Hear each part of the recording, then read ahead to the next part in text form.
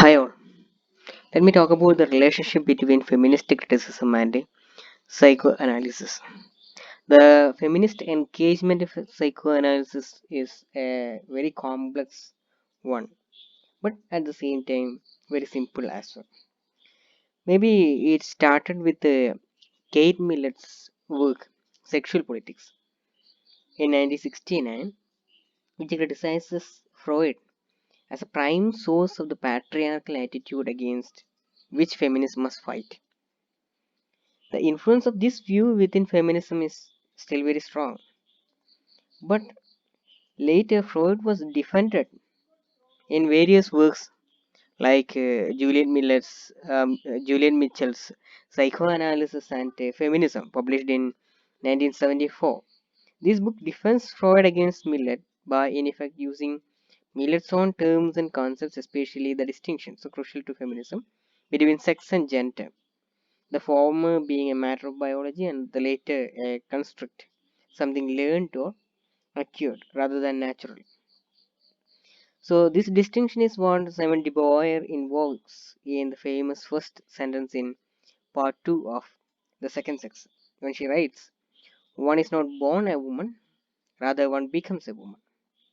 The project of de Beauvoir's book is one which sexual politics see itself as continuing.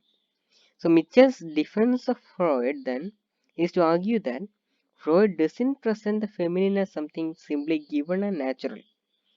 Female sexuality or heterosexuality in general isn't just there naturally from the start, but is formed by early experiences and adjustments. And Freud shows the process of its being produced and constructed, especially in his work, Three Essays on the Theory of Sexuality. So, this is one major argument by two feminist critics on Freud. Then another prominent critic on psychoanalysis is Jane Gallop, who published in 1982 Feminism and Psychoanalysis. They continue to have a rehabilitation of psychoanalysis but the difference is that she was focusing on Lacan than Freud. So Lacanian variety. And in Lacanian system, the phallus is not the physical biological object, but a symbol of the power which goes with it. While men, of course, come out of Lacan's writing better advantaged than women, nonetheless, Lacan shows men too powerless, since the fullness of signification, which the phallus also represents in Lacan's work, is not attainable by either men or women. And also, she argues that Lacan's way of writing seems to embody the feminine or semiotic aspect of language rather than the masculine or symbolic aspect. And next prominent person is the British critic Jacqueline Ross, whose work, The Haunting of Sylvia Plath, is an example of an applied feminist psychoanalytic approach. Her project is to combine the insights of feminism, psychoanalysis, and politics. She is joint editor with Julian Mitchell of Feminine Sexuality.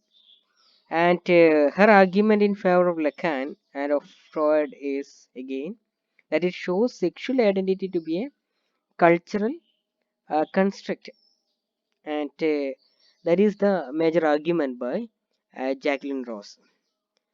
However, if you talk about what is the present idea about psychoanalysis among various thinkers, is that it is not a homogeneous position. Especially, we can see that the French and British feminists are in favor of psychoanalysis, whereas the Americans are not much, the American feminists are not that much interested in it. For example, you can see Jerry Elaine Fleischer, an American contributor to Changing Subjects, the making of feminist literary critics. So, in it, she says, "I was fascinated and troubled by Lacan's characterization of the phallus as the signifier of signifiers, as well as by his infamous statements, there is no sexual relation and woman doesn't exist.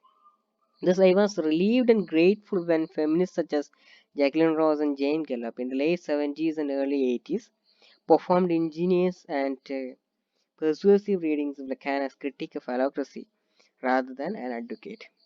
The effect of this comment is partly to draw attention to the ingenuity needed to mount such a defense.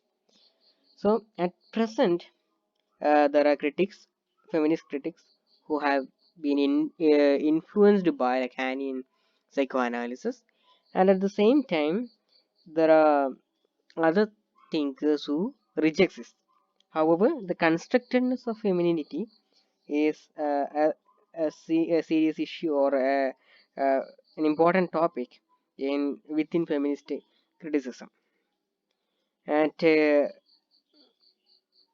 we can see various applied literary criticism based on the Freudian and Lacanian variety. At the same time, we can see thinkers criticizing the classic position of Freud, especially the penis envy and such kinds of issues are uh, uh, being debated within feminist literary criticism.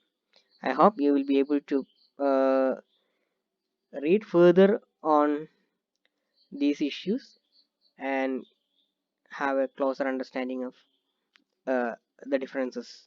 Thank you.